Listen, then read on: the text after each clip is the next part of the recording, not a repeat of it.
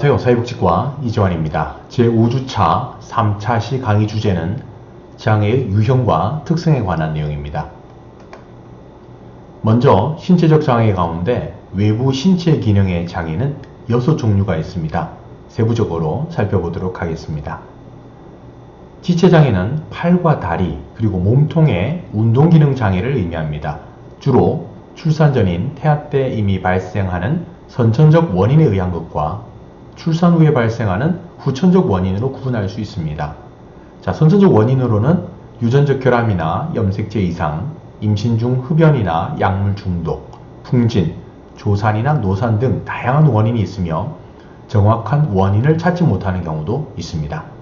후천적 원인으로는 질병이나 각종 질환에 의한 신경계 손상이나 교통사고나 산업재해, 당뇨병, 혈액순환장애 등 만성질환으로 인한 원인 등이 있습니다.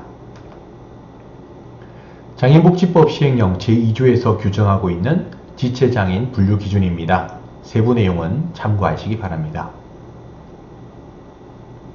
장애 진단과 판정에 대해 살펴보았는데요. 대개 장애의 판정은 원인 질환 등에 관하여 충분히 치료하여 장애가 고착되어졌을 때 진단을 하게 됩니다. 가령 수술이나 치료 등 의료적 조치를 통해 기능 회복의 가능성이 있다고 판단될 경우에는 장애 진단을 유보하게 된다는 것입니다.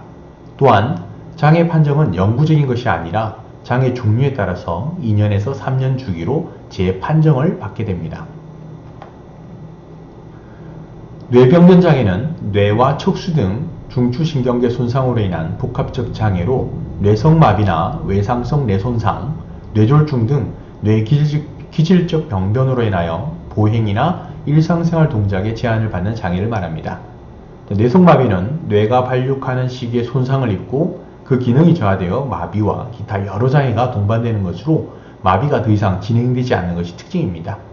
뇌병변 장애는 임신 초기에 산모의 풍진알이나 산소결핍, 약물 중독 등 출산과 밀접한 관련이 있으며 20% 정도는 아직까지 원인이 밝혀지지 않고 유전되지는 않습니다. 다음 시각장애는 앞을 보는 기능의 현저한 저하 또는 소실에 의해 일상생활 또는 사회생활에 제약이 있는 경우, 시력 또는 시야 결손이 있는 경우에 해당하는 장애 유형입니다. 장애인복지법에서는 시각장애인을 다음과 같은 기준에 해당하는 사람으로 규정하고 있습니다. 관련 사항은 참고하시기 바랍니다. 청각장애는 귀에서부터 뇌에 이르기까지의 청각전달기관 중 어느 부분에 이상이 생겨 소리를 듣지 못하거나 들은 소리의 뜻을 정확하게 이해하지 못하는 장애로 난청에 해당되는 청력장애와 평형기능장애로 구분합니다. 청각장애의 경우 아동기 전의 유전이나 모체의 풍진, 모자 혈액형 불일치 등에 의한 원인과 교통사고나 산업재해 등 각종 사고와 같은 원인, 그리고 외상성 고막 파열이나 소음 속에서의 장시간 근무로 인한 소음성 난청 등에 의해 나타나기도 합니다.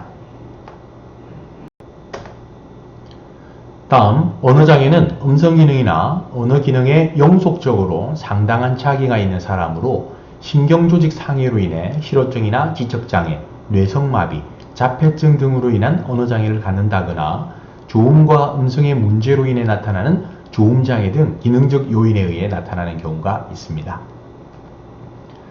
언어장애는 언어발달지체나 조음장애, 음성장애, 유창성장애, 청력손실에 의한 언어장애 등이 있습니다.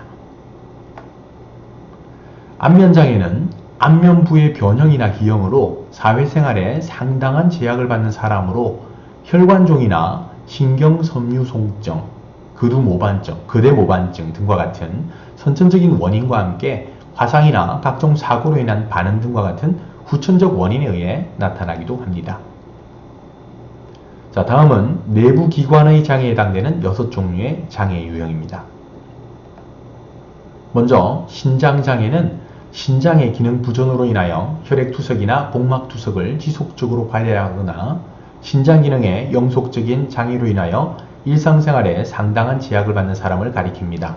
주로 신장질환에 의한 것으로 만성 사구체 신염이나 당뇨병성 신증, 고혈압성 사구체 경화증 등이 주요 원인이 되고 있고, 우리나라의 경우 당뇨병성 신증이 가장 많은 비율을 차지하고 있습니다. 신장의 기능 부진으로 인한 호흡곤란 등의 장애로 일상생활에 상당한 제약을 받는 사람으로 심장 팍막 결손이나 동맥 폐쇄 질환, 고혈압 등에 의해 나타나며 부정맥이나 허혈성 심질환 등이 주요 유형에 해당됩니다. 간장애는 간의 만성적 기능 부정과 그에 따른 합병증 등으로 인한 간 기능의 장애로 일상생활에 상당한 제약을 받는 사람으로 급성 간염이나 만성 간염, 간경병증, 지방간, 간암 등이 주요 원인에 해당되는 장애 유형입니다. 장애는 폐나 기관지 등 호흡기관의 만성적 기능 부전으로 인한 호흡 기능의 장애로 일상생활에 상당한 제약을 받는 사람으로 만성 폐쇄성 폐질환이 가장 흔한 만성 호흡기 질환에 해당되며 흡연이 주요 원인으로 꼽힙니다. 만성 기관지염, 배기종, 기관지 천식 등이 호흡기 장애에 해당되는 유형입니다. 장루 요루 장애는 배변 기능이나 배뇨 기능의 장애로 인하여 장루 또는 요루를 시술하여 일상생활에 상당한 제약을 받는 사람으로 각종 사고로 인한 경우도 있지만 대부분 선천적, 후천적 질병이 주요 원인이 되는 장애입니다. 특히 우리나라 장루 보유자들의 원인 질병의 95% 이상이 직장암이나 대장암 등의 악성 종양이 주요 원인으로 보고되고 있습니다. 뇌전증의 경우 간질에 의한 뇌신경세포의 장애로 인하여 일상생활이나 사회생활에 상당한 제약을 받아 다른 사람의 도움이 필요한 사람으로 인간의 뇌를 구성하고 있는 신경세포 중 일부가 다양한 원인, 즉 저혈당이나 매도, 풍진, 알코올이나 낙 중독 등과 같은 다양한 원인에 의하여 이상 기능을 일으킴으로써 짧은 시간 동안 정상적으로 발생하는 전기보다 과도한 전기를 발생시켜 발작이나 경련을 일으키는 운동신경계의 만성질환에 해당되는 장애 유형입니다. 유전되지는 않지만 약 60% 정도는 여전히 그 원인이 명확히 밝혀지지 않고 있는 장애 유형입니다. 장애에 해당하는 세 종류의 장애 유형으로 지적장애와 자폐성 장애는 발달장애에 해당하는 장애 유형입니다.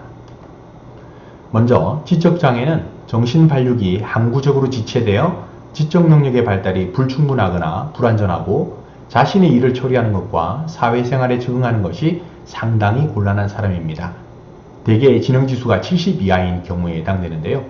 유전이나 분만시의 뇌손상, 출생 후 감염 등의 생물학적 원인도 있고 아동 양육의 형태나 가정의 경제적인 위치, 거주지 문화, 어머니와의 상호작용 등 사회심리적 원인에 의한 복합적 요인의 결과로 볼 수 있습니다.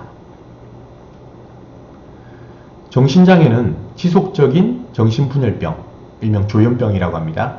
정동장애와 양극성 정동장애 및 반복성 우울장애에 따른 감정조절, 행동, 사고기능 및 능력의 장애로 인하여 일상생활이나 사회생활에 상당한 제약을 받아 다른 사람의 도움이 필요한 사람을 가리킵니다. 정신장애의 원인은 매우 다양하고 복잡합니다. 원인을 명확하게 밝히는 것이 어려운 경우도 많습니다.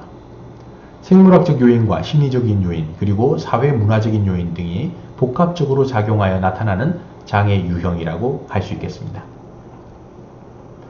이러한 정신장애에는 조현병과 정동장애, 분열형 정동장애 세 종류가 있습니다. 자세한 사항은 내용을 참고하시기 바랍니다.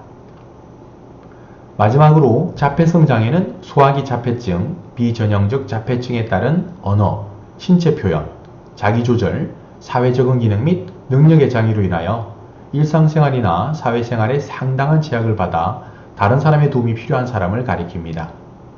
국제질병분류체계인 ICD-10에서는 사회적 상호작용과 의사소통의 질적 결함, 제한적이고 반복적인 상동행동, 그리고 사회적 상호작용, 사회적 의사소통을 위해서 사용하는 언어, 상징놀이나 상상놀이에서 한 가지 이상의 발달 지체나 비정상적인 기능이 3세 이전에 나타나는 경우를 전반성 발달장애, 즉 진단명이 F84에 해당하는 자폐증 등급 판정을 받게 됩니다. 자폐성 장애의 원인 역시 정신적 장애와 유사하게 분명히 밝혀진 것은 없습니다. 다만 생물학적 원인과 기질적 원인, 심리적 원인 등 다양한 원인에 의해 나타나고 있는 것으로 보고되고 있습니다.